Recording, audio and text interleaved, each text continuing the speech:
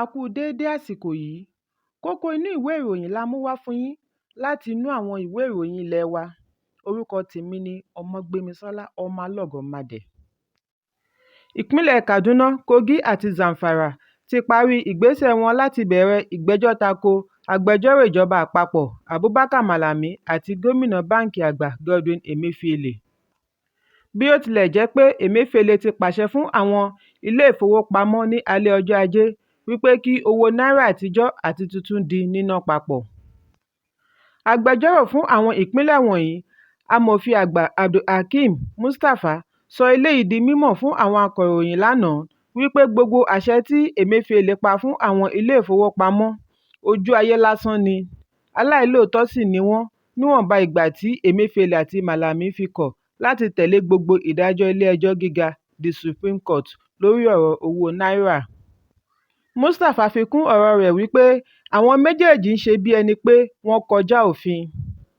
Ẹ̀kúnrẹ́rẹ́ ìròyìn yìí wà nínú ìwé ìròyìn Punch tó jáde lónìí. Gómìnà ìpínlẹ̀ Adamawa Ahmadu Fintiri ti kéde òní ọjọ́ Ẹtì fún ìsinmi iṣẹ́ fún àwọn òṣìṣẹ́ ìpínlẹ̀ náà láti lè ní àǹfààní àti gbáradì fún ìdìbò gómìnà àti ilé-ìgbìmọ̀ tí yóò wáyé lọ́la. Ìkéde yìí wáyé nínú àtẹ̀jáde tí amúgbálẹ́gbẹ̀ẹ́ rẹ̀ Nwachim Wonosiku gbé jáde ní àná ní ìlú Yola. Àtẹ̀jáde náà ṣàlàyé wípé gómìnà fi ọwọ́ sí àtẹ̀jáde yìí láti lè fún àwọn tó fẹ́ rìnrìn àjò lọ sí ibi ìforúkọsílẹ̀ wọn láti dìbò. Ó wá rọ gbogbo ọmọ ìpínlẹ̀ náà láti kópa nínú ètò ìdìbò kí wọ́n sì tẹ̀lé ìlànà àti òfin ìdìbò. Ẹ̀kúnrẹ́rẹ́ ìròyìn yìí wà nínú ìwé ìròyìn Daily Post.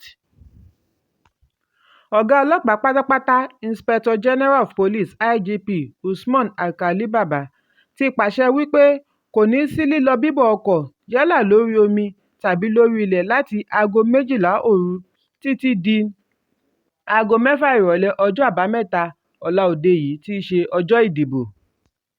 Yàtọ̀ sí àwọn òṣìṣẹ́ ètò ìdìbò, àwọn akọ̀ròyìn, ọkọ̀ pàjáwìrì tí a mọ̀ sí ambulance àti panápaná. Agbẹnusọ fún iléeṣẹ́ ọlọ́pàá Múyìwá Adéjọbí ló sọ eléyìí di mímọ̀. Ó tẹ̀síwájú wípé àṣẹ wọ̀nyí kò bá Àbújá wí nítorí kò sí ètò ìdìbò ní ìlú Àbújá. Múyìwá fi kún ọ̀rọ̀ rẹ̀ wípé àwọn kò gbọdọ̀ kófìrí ẹ̀ṣọ́ tàbí aṣọ́bodè kankan lẹ́yìn olóṣèlú tàbí àwọn alẹ́nulọ́rọ̀ láàrin ìlú. Gbogbo àwọn ẹ̀ṣọ́ ìlú, ilé-iṣẹ́ tàbí ẹ̀ṣọ́ agbègbè kò gbọdọ̀ kópa nínú ètò ààbò ìdìbò. Olórí ogun Chief of Army Staff Farouk Yahaya ti darí ikọ̀ ọmọ ogun tí yóò pèsè ààbò tó péye gẹ́gẹ́ bí wọ́n ti ṣe nígbà ìdìbò tí ó kọjá. Ẹ̀kúnrẹ́rẹ́ ìròyìn yìí wà nínú ìwé ìròyìn The Guardian tó jáde lónìí.